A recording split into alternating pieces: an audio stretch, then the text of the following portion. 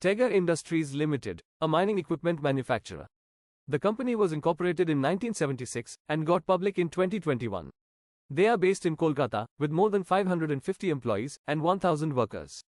Company has 6 manufacturing plants in Dahej, Samali, Kalyani, and 3 global plants in Chile, South Africa, and Australia. After the acquisition of Tega Industries in 2023, company now has a total 10 manufacturing plants. The market cap of the company is 12,103 crore rupees and currently trading at 1,816 rupees per share. The company has a 23% CAGR for 3-year sales growth and 12% CAGR for 3-year profit growth.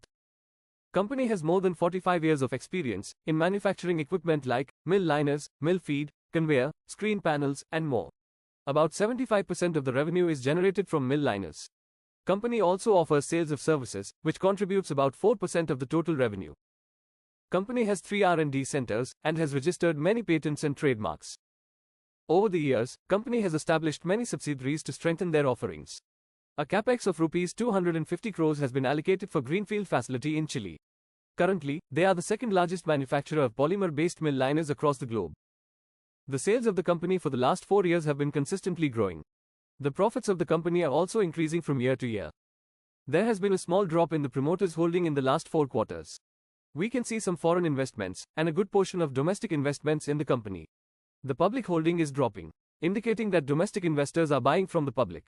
The company is giving good dividends every year. A dividend of 2 rupees per share was paid in fiscal year 2024. Company serves more than 700 clients from 92 countries, with revenue concentration of 20% from domestic and 80% from exports.